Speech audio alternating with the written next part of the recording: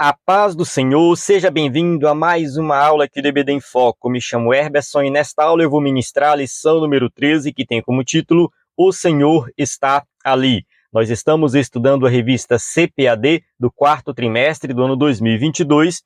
Estudamos o livro de Ezequiel nessa revista. Agora, na lição número 13, vamos encerrar o nosso estudo do livro de Ezequiel no capítulo 48. Isso mesmo, o último capítulo. Há pouco tempo atrás, nós estávamos começando ali no primeiro capítulo, procurando entender o contexto de Ezequiel, procurando entender as primeiras profecias de Ezequiel, e agora nós chegamos no encerramento do livro, que é também o encerramento do nosso trimestre. Então você que é professor de EBD, ministrou aí na sua igreja essa revista maravilhosa, está fazendo encerramento no capítulo 13, e é muito importante você fazer uma pequena revisão de tudo que foi estudado até aqui. É importante você lembrar a situação do povo que está na Babilônia, como que eles foram levados, depois a cidade foi destruída. A profecia de Ezequiel, ela vai se atualizando de acordo com os acontecimentos. Então a gente tem ali no início Ezequiel falando do pecado do povo, profetizando ali que a cidade vai ser destruída, vem o fim vem, uma lição que nós estudamos. Depois a cidade foi destruída, Ezequiel foi falar para o povo o motivo daquilo ter acontecido, as profecias mudam um pouco o tom e começa a partir dali do capítulo 36, 37, falar de uma restauração. Então Deus promete restaurar a cidade. A gente começa a observar profecias que trazem esperança para o povo, um povo que estava triste, um povo que estava se sentindo derrotado, um povo que estava se sentindo assim, de uma situação que não tinha mais retorno, eles estavam pensando que não tinha mais retorno, e Deus está mostrando para eles que não, tem retorno. Tem uma profecia aqui que fala que vocês vão voltar, vocês serão ainda uma nação completa, uma nação plena, uma nação exemplo, uma nação modelo. Porém, a gente sabe que a perfeição dessa nação modelo, ela não acontece nos dias de hoje, ela vai acontecer no futuro ainda. Estamos diante de uma profecia que não se cumpriu ainda para a nação de Israel no capítulo 48. Se você está acompanhando as aulas, sabe que estamos dentro do contexto do capítulo 40 ao 48, das lições 11, 12 e 13. Essas lições têm que ser estudadas em conjunto. Esses capítulos estão dentro do mesmo contexto, é o final do ministério de Ezequiel, e aqui nós chegamos no desfecho, que é o ápice, onde Ezequiel fala assim: Deus estará para sempre presente no meio do seu povo. Nessa nova Jerusalém, o Senhor está ali. Enquanto a antiga Jerusalém foi corrompida pelo pecado, pelas prostituições, pela idolatria, na nova Jerusalém isso não vai acontecer. É claro que ainda estamos dentro do contexto do milênio. Essa lição aqui ainda é dentro do contexto do milênio. Se você assistiu às aulas anteriores, já está atualizado sobre isso. Só que esse templo do milênio, a Jerusalém do milênio, aponta para uma Jerusalém do futuro. A nova Jerusalém mesmo. Eu usei a expressão Nova Jerusalém aqui para se referir à Jerusalém do milênio, mas não é muito legal fazer isso. A nova Jerusalém, que é a Jerusalém lá dos novos céus e nova terra, essa Jerusalém, ela vai ser perfeita. A Jerusalém do milênio aponta para ela. E tudo isso traz esperança para nós nos dias de hoje. Essa lição fala para nós. É uma lição que fala de escatologia, de um futuro, mas é um futuro que nós vamos participar. Quem permanecer em Cristo estará lá presente. Vai visitar essa Jerusalém do milênio, o templo do milênio e também a nova Jerusalém. Assim como Deus estará para sempre com o seu povo, hoje nós já podemos desfrutar da presença de Deus. É importante nós enfatizarmos isso, a aplicação prática para essa lição nos dias de hoje. Amém? Fiz aqui uma introdução um pouco extensa, mas é porque eu sinto que essa lição especificamente, o escritor da revista entrou em muitos detalhes pormenores ali da questão das tribos, divisão da terra, que eu achei um pouco desnecessário. E a lição pode ficar um pouco chata se o professor da EBD não fizer aplicações. Então eu já estou começando aqui a falar um pouco das aplicações para que você possa perceber isso durante a aula e sempre levando para os seus alunos a questão da esperança, da expectativa de que no final de tudo Deus ele vai ser o vencedor e nós vamos participar dessa vitória com ele. Amém? Começando aqui, nós temos os slides prontos para serem usados na EBD, então com o slide pronto você tem mais tempo para estudar. Já está disponível o slide da lição 12, 13, ou seja, os slides completos dessa revista. Você já pode acessar o site EBD em Foco para baixar. E está disponível o slide de encerramento. O slide de encerramento é um slide que a gente resume todo o trimestre. Se você entrar no site e não encontrar esse slide, ele fica no topo da página. Se você não encontrar, é porque houve algum problema e a gente não disponibilizou ainda. Talvez você está assistindo bem no comecinho aqui que eu postei, aí talvez não vai estar lá ainda. Às vezes a gente posta na terça, na quarta o slide de encerramento, mas você vai encontrar esse slide de encerramento. O slide de encerramento, ele é gratuito, ele não faz parte do plano de assinatura, não vai ser disponibilizado gratuitamente, tá bom?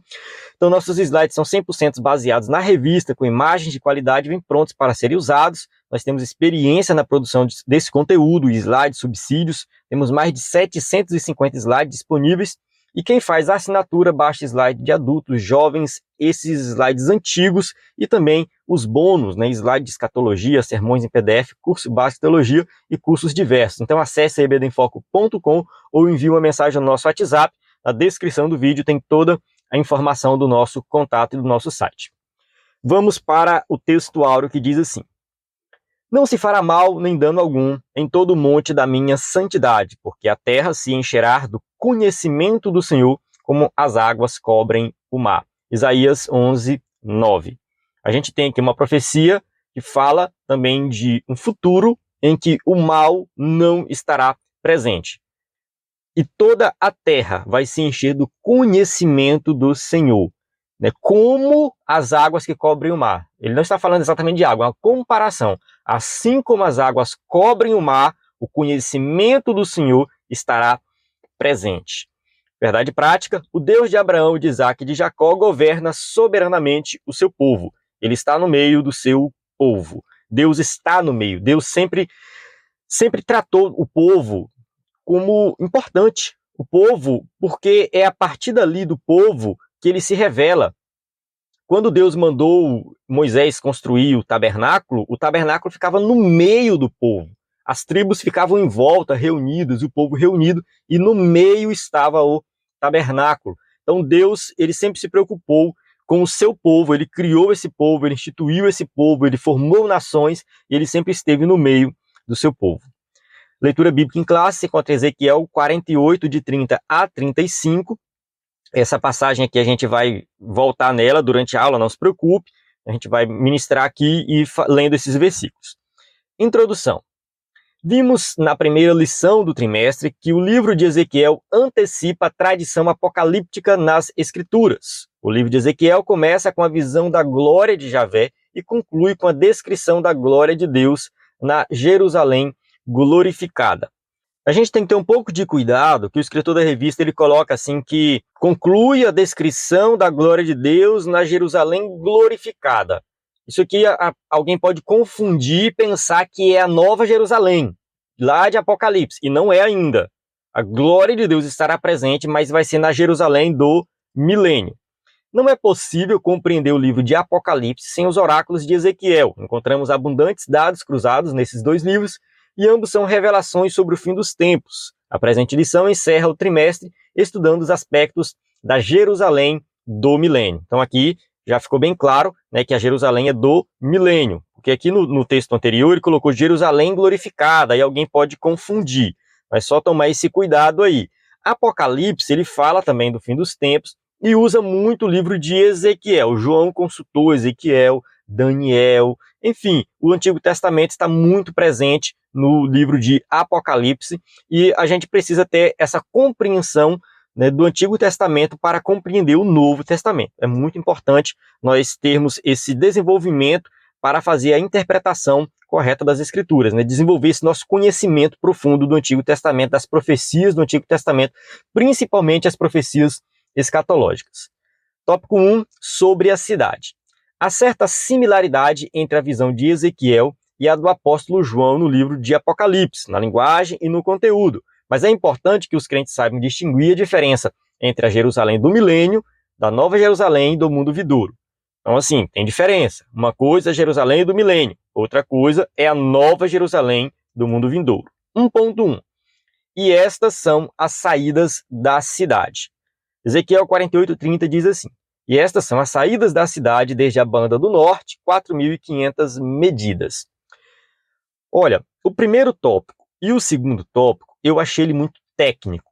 Parece que o escritor da revista fez a exegese do texto e colocou a exegese aqui para a gente estudar. E exegese não se leva para o púlpito. Exegese não se leva para uma aula da EBD. Exegese é uma ferramenta, você faz o estudo ali dos detalhes do texto, palavra-chave, vai para o hebraico, para o grego, referências cruzadas, e depois você pega essa exegese e faz um estudo com aplicações práticas. É muito importante você fazer essa ponte. A exegese é uma ferramenta para você fazer o seu estudo. E aqui eu senti que o escritor da revista colocou muito da exegese e eu, assim, acho que muitos professores de EBD vão ficar perdidos. Mas eu vou tentar aqui na minha aula fazer as aplicações, acompanhe que eu acredito que vai te ajudar bastante. Essa seção final da profecia é um suplemento não somente do capítulo, mas também do próprio livro. Apesar de o nome da cidade não ser mencionado, o contexto deixa claro que se trata de Jerusalém. Ele não cita o nome Jerusalém, tá bom? Quando a gente lê o capítulo 48, ele não cita o nome da cidade, mas ele está falando dessa cidade. O termo hebraico para saídas, né, Totsaó, aparece somente uma vez em Ezequiel e é usado no livro de Números com o sentido de limites e extremidades. A versão bíblica da tradução brasileira emprega extremidade no versículo 4. Né? Como o profeta usa outra palavra para saídas, muitos expositores do Antigo Testamento acham que saídas, apesar de semanticamente correta, não se ajusta bem no presente contexto. Aqui o escritor da revista está falando sobre essa palavra saída, dizendo que ela tem uma tradução diferente, que pode significar extremidades, e que o escritor ele está colocando aqui, no caso Ezequiel, está colocando os limites da cidade de Jerusalém, está fazendo a questão dos limites.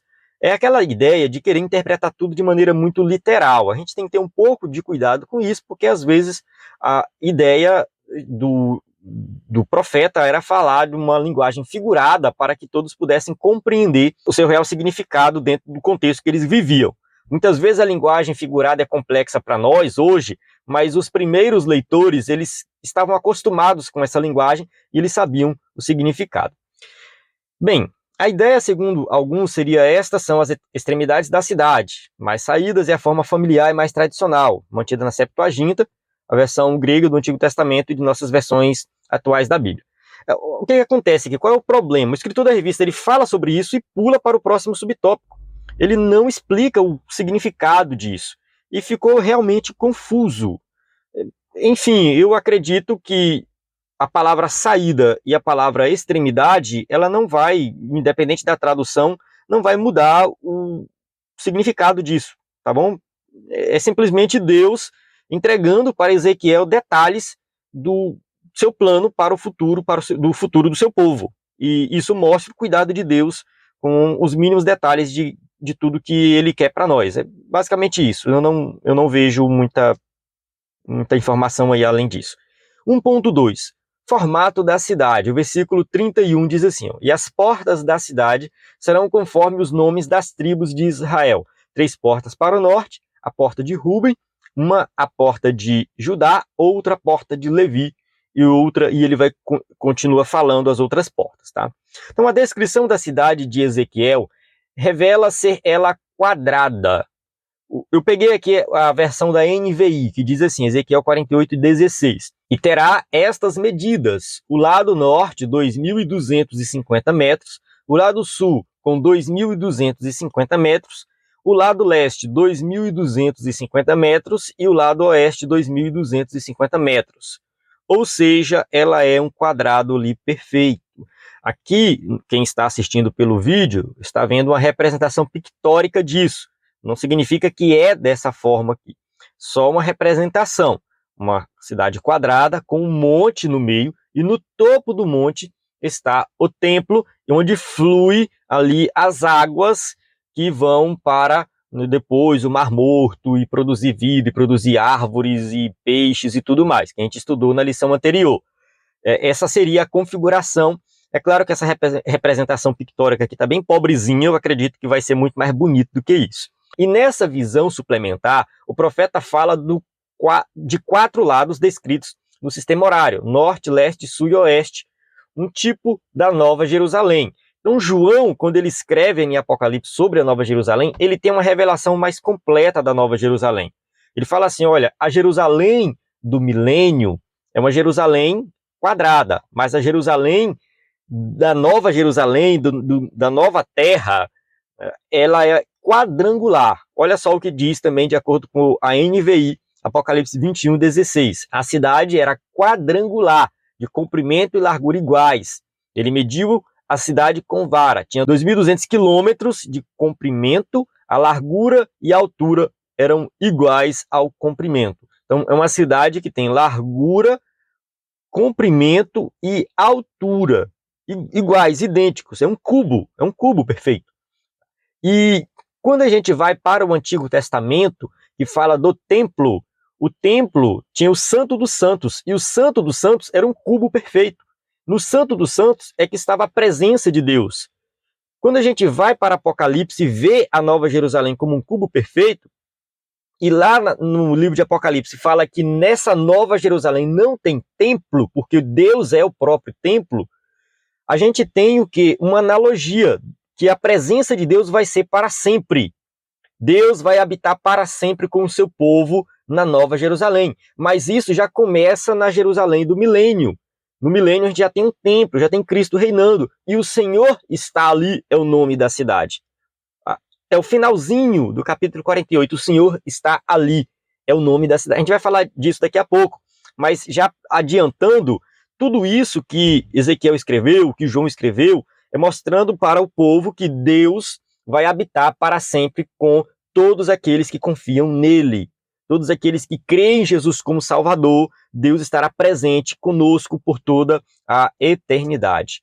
A extensão de cada lado é de 4.500 medidas ou 2.250 metros. Isso aqui é ele explicando por causa da tradução. Como eu coloquei na NVI, a gente já viu 2.250 metros.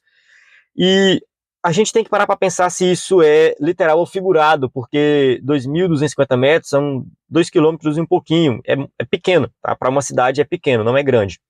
Mas enfim, pode ser literal, pode ser que a cidade realmente não seja tão grande assim, e depois tenha, no caso, as outras cidades vizinhas e tal, que vai ter a divisão da terra, e a cidade não seja tão grande. Mas isso aqui é no milênio. No livro de Apocalipse, só voltando aqui, ó, é 2.200 quilômetros. 2.200 quilômetros é muito grande. Tá? Essa é a medida que está em Apocalipse, 2.200 quilômetros. A cidade de Jerusalém nunca teve a sua área territorial quadrada e nem a sua arquitetura em nenhum período histórico. Jerusalém era mais ou menos nesse formato que você está vendo aqui na imagem, tá? Se você estiver assistindo aí o vídeo, era mais ou menos assim. Isso aqui é a Jerusalém aí antiga aí do tempo de Jesus e tal. Então era mais ou menos assim.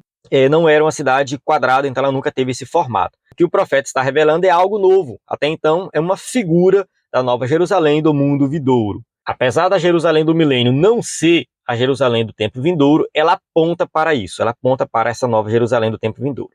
1.3. As 12 portas.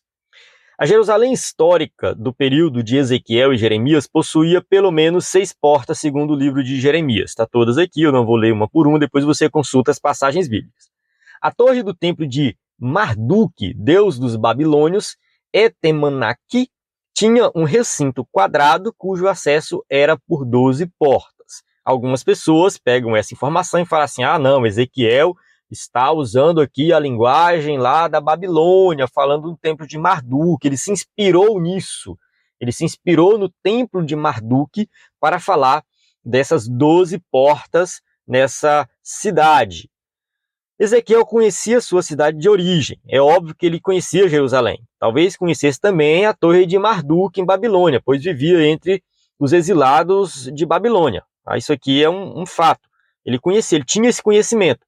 Mas é pouco provável que ele tenha usado o templo de Marduk para uma profecia dada por Deus. É o que a gente vai falar agora no próximo tópico. A gente vai entrar aqui nesse detalhe aqui. 1.4, origem do formato e das portas. Então, Deus é a fonte da revelação e da inspiração da visão e da mensagem de Ezequiel. Não se pode admitir que o profeta se inspirou num templo pagão, pois os oráculos entregues ao profeta, seja por imagem ou som, ou seja, visão ou palavra, vieram de Javé. Nós acreditamos que a revelação que Ezequiel recebeu é uma revelação divina, revelação de Deus, e por esse motivo não faz sentido associar a visão de Ezequiel com o templo de um Deus pagão. Apesar de ser literal pela descrição da cidade, ela é uma figura da Nova Jerusalém, de acordo com Apocalipse 21, 10 e 11. E levou-me em espírito a um grande e alto monte e mostrou-me a grande cidade, a Santa Jerusalém, que de Deus descia do céu e tinha a glória de Deus. A sua luz era semelhante a uma pedra preciosíssima, como a pedra de jaspe, como o cristal resplandecente. É paralelo, mas não é a mesma coisa. Observe que ele cita um monte. Ezequiel fala do monte, mas ele fala o quê? Do templo que está no monte. E a gente vê aqui que tem alguns paralelos. Essa nova Jerusalém, ela desce do céu. Ela é diferente da Jerusalém do milênio. A Jerusalém do milênio é uma Jerusalém ainda terrena, uma Jerusalém atual melhorada, vamos colocar dessa forma. A Jerusalém do tempo vindouro, ela desce prontinha do céu no formato quadrangular. E Deus é o arquiteto, Hebreus 11:10, porque esperava a cidade que tem fundamentos, da qual o artífice e o construtor é Deus. Por que Ezequiel se inspiraria na cidade de Babilônia? Isso não faz sentido. Ele não se inspirou em nenhum templo pagão, não foi na cidade de Babilônia, nada disso. Ele se inspirou nas visões de Deus. Tópico 2, sobre o nome das 12 tribos. Os patriarcas Abraão, Isaque e Jacó aparecem com frequência nas escrituras como representantes e fundadores da nação de Israel. Outras vezes são os nomes dos 12 filhos de Jacó para representar as 12 tribos de Israel. A gente tem a história que é conhecida de todos. Abraão teve um filho chamado Isaque, Isaque teve um filho chamado Jacó, e Jacó teve 12 filhos, e esses 12 filhos se tornaram aí as 12 tribos de Israel. Vamos falar sobre as 12 tribos de Israel no tópico 2.1.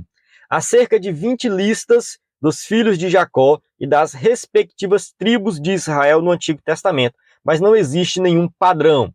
A gente vai observar os nomes deles sendo citados várias vezes, mas cada escritor, na verdade, ao registrar, não seguiu um padrão específico. Ele, quem sabe, citou de maneira aleatória, de acordo com o que ele foi lembrando, ou quem sabe ele seguiu um padrão que tinha um significado, mas nós não conhecemos. Então fica difícil determinar o significado de uma ordem específica das tribos de Israel. Por exemplo, a lista com os 4 primeiros nomes, Ruben, Simeão, Levi e Judá, seguem a ordem de nascimento. Então isso aqui é a ordem de nascimento. Ruben nasceu primeiro, Simeão depois, Levi depois, Judá depois. Outras listas divergem a partir do 5º nome. Então vai começar a ter várias divergências aí nessa ordem. Essa ordem ela pode ser importante em alguns momentos. Por exemplo, quando quer colocar o primogênito primeiro, como que Ruben é o primogênito. Só que o escolhido de Deus, que foi o mais abençoado, foi quem? Foi Judá. Ele está lá na frente. Então aqui mostra que Deus não necessariamente escolhe aquele que é o primogênito, o mais forte, o proeminente. Às vezes Deus escolhe o que está lá em 4º lugar, entende? Então assim, às vezes essa ordem ela pode ter um significado nesse sentido. E tem contexto que o nome de Judá pode vir primeiro, que aí já tem um outro significado. Então a gente tem que procurar entender, mas assim, esse significado da ordem nem sempre é claro e não vale a pena às vezes a gente ficar quebrando cabeça com isso. No caso aqui de Ezequiel, ele cita os nomes, uma ordem específica, tá? E ele vai colocando ali a partir do norte, a cidade como Ruben, Judá e Levi, aí leste ou oriente, José, Benjamim e Dan, aí depois ele vai citando os outros, colocando cada um numa ordem específica aí. Tem uma imagenzinha aqui do lado, que ela está em inglês, o nome do pessoal está em inglês, né? Do jeito que escreve em inglês, é uma transliteração, mas é igual, tá? É quase igual, não muda muita coisa. Isso aqui seria uma representação do Israel do milênio, essa nova configuração da nação de Israel nesse período milenial. Mas vamos lá. 2.2, critério da ordem dos nomes. Pelo relato do nascimento deles, a melhor explicação da ordem dos nomes parece ter sido o critério das mães deles, ou pelo menos uma tentativa. Lia e Zilpa de um lado, aí ele vai citar o nome, Zilpa era a concubina de Lia. Raquel e Bila do outro. Bila era a concubina de Raquel. Então a gente tem aí, no caso, uma classificação pelas mães. A diferença é que Naftali é filho de Raquel, por meio de sua serva Bila, e está junto com Gad e Azer, filhos de Lia, por meio de Zilpa. Talvez a classificação de Ezequiel foi colocar os filhos das concubinas junto.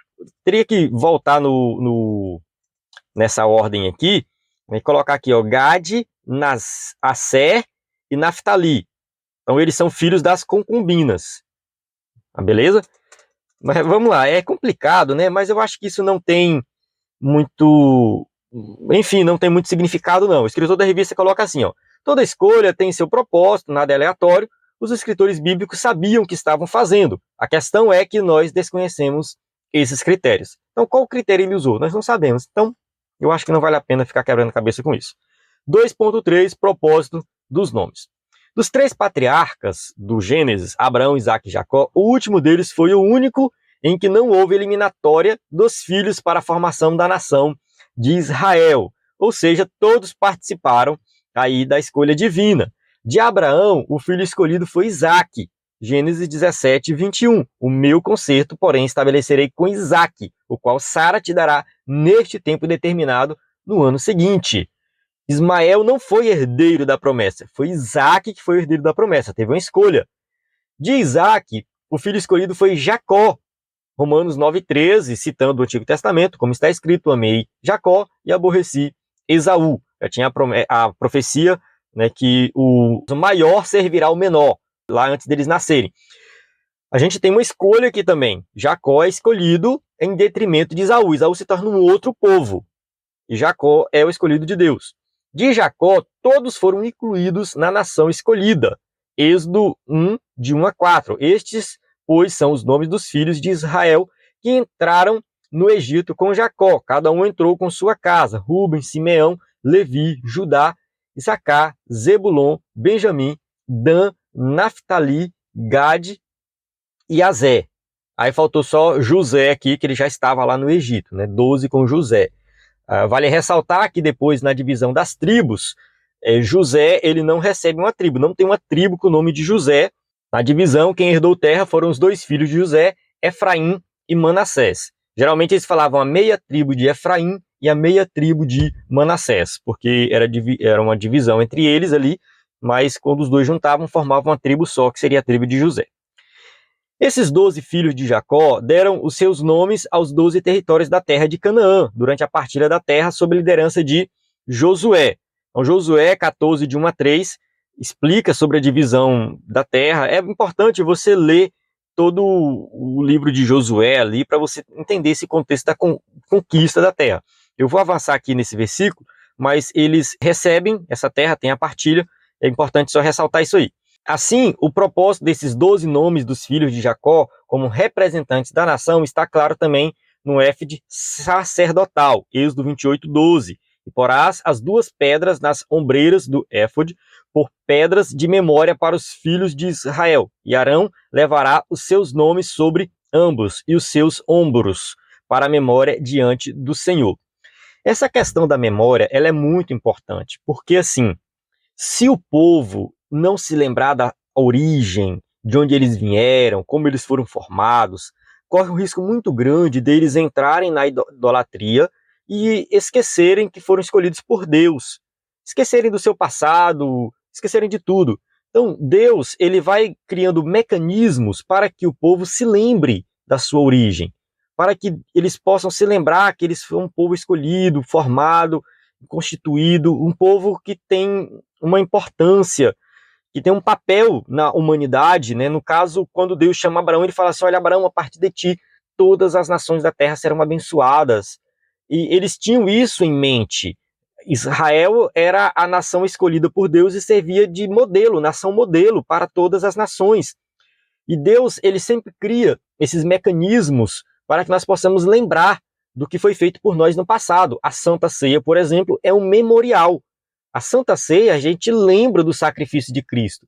Se Jesus não tivesse instituído o batismo e a Santa Ceia, hoje, provavelmente, o povo já teria esquecido. Por que ir à igreja? Por que nós fazemos o que fazemos lendo a Bíblia? Porque Jesus morreu por nós na cruz do Calvário. Então, a Santa Ceia é esse memorial.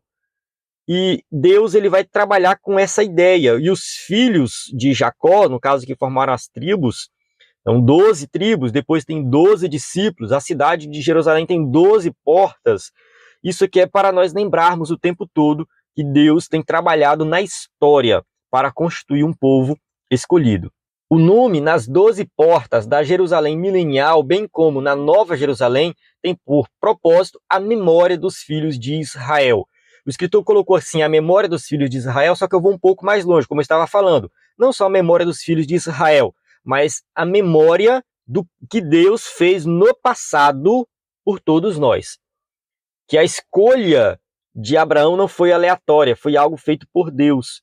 E quando nós lembramos de tudo isso, nós lembramos quem nós somos, a nossa identidade, porque nós servimos um Deus verdadeiro, que tem uma história, não é algo aleatório. Então a gente serve um Deus verdadeiro, diferente das outras religiões que, enfim, serve qualquer coisa e não sabe nem de onde veio. Não, nós sabemos de onde nós viemos, fomos chamados por Deus, escolhidos por Deus e conhecemos o nosso Deus, porque Ele criou esses mecanismos para que nós possamos sempre lembrar. Né? E, claro, o Espírito Santo habita dentro de nós, nos dá sabedoria para que nós possamos manter a nossa fé em Deus, estarmos sempre firmes com o Senhor. Tópico 3, o Senhor está ali, é o título da lição, né?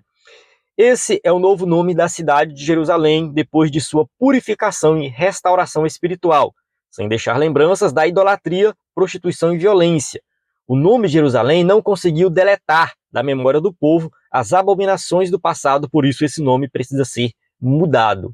A cidade muda de nome. Só que assim, a gente tem que entender que Deus quer colocar dentro do povo que o nome vai muito além de simplesmente chamar pelo nome, mas o seu significado. Observe Jacó. Jacó teve o nome mudado para Israel, mas todas as vezes que a Bíblia vai se referir a ele, se refere a Jacó.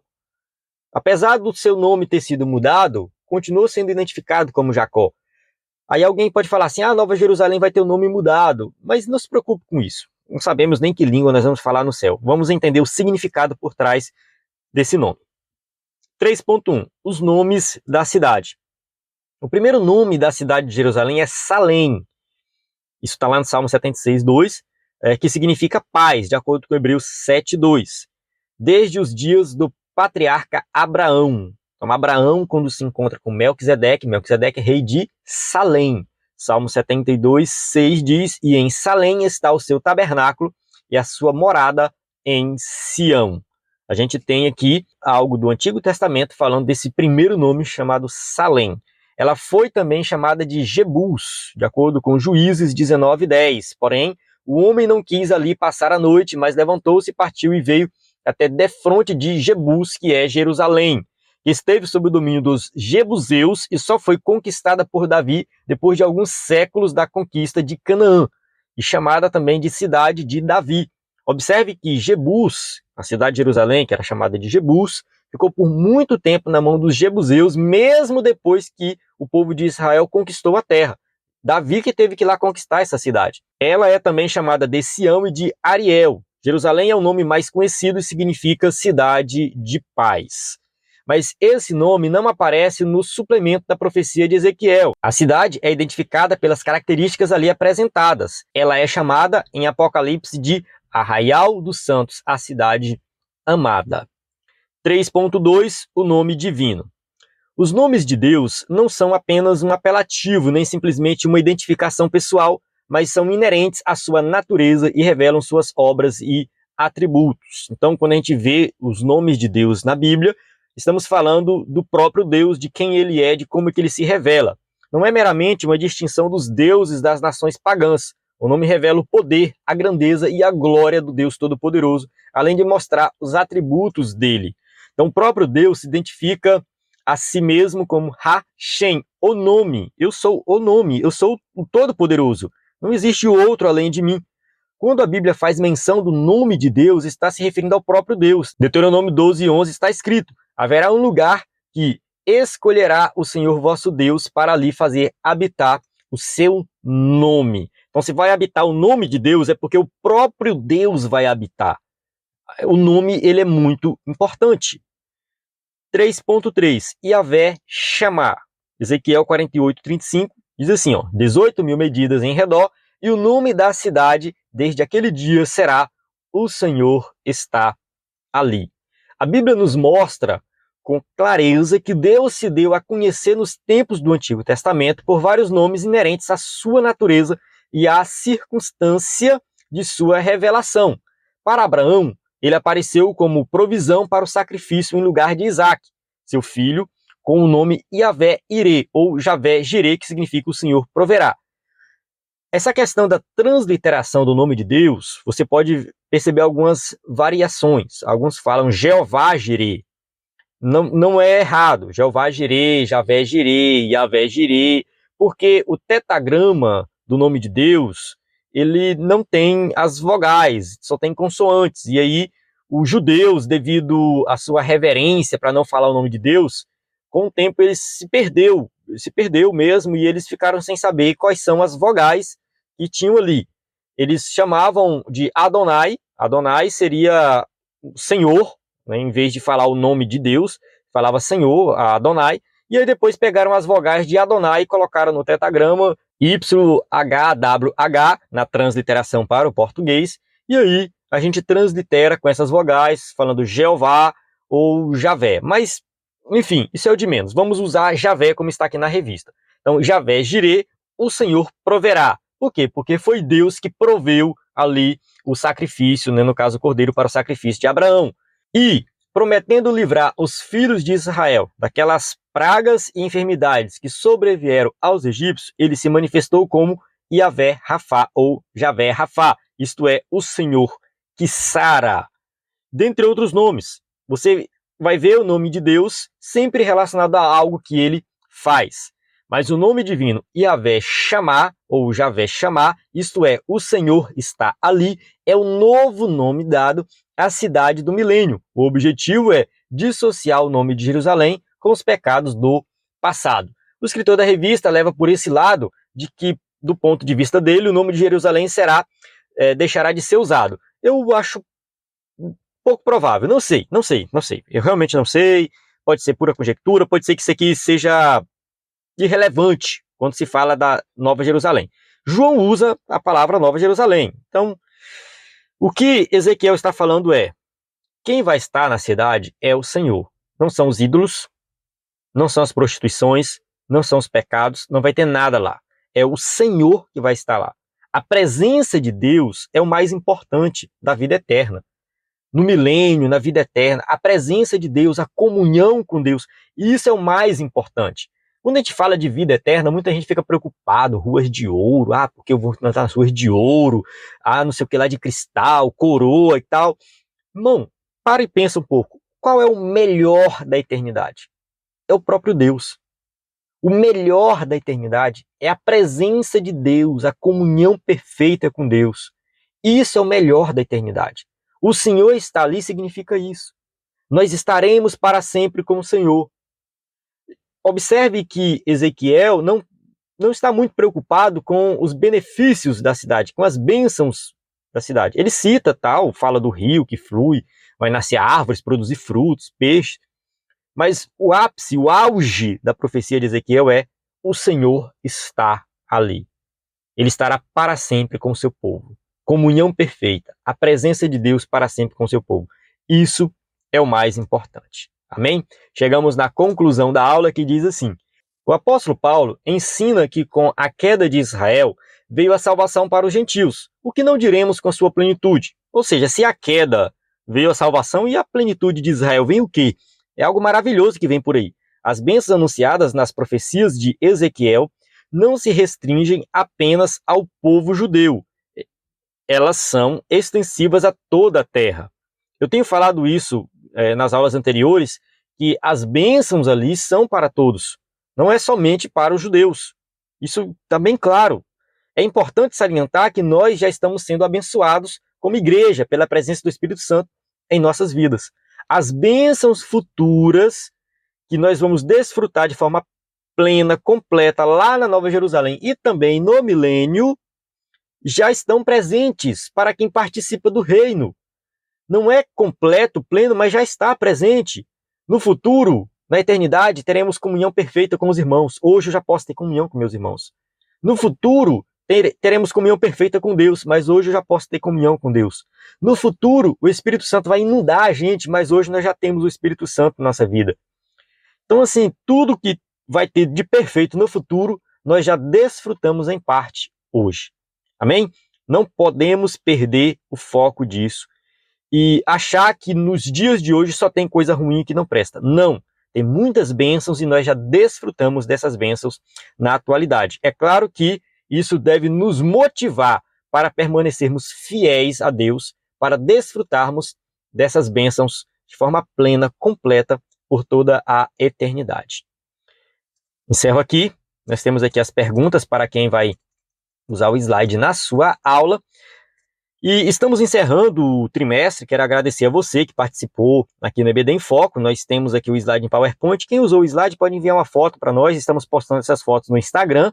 Temos aqui o nosso WhatsApp que pode enviar. Você pode enviar aí as fotos que você usou o slide para o nosso WhatsApp. E tenho certeza que é uma bênção, né? Se você é assinante do EBD em Foco, acesse, além dos slides, acesse também os outros conteúdos, sermões, conteúdo de escatologia, muito conteúdo para você aí se capacitar e ministrar uma aula de excelência na EBD. Estamos aí já produzindo conteúdo do próximo trimestre, então contamos com sua participação. O primeiro trimestre de 2023 vai ser uma bênção, vamos falar de avivamento. Eu tenho certeza que Deus vai avivar a sua igreja através dessa revista da EBD. A paz do Senhor, até a próxima aula.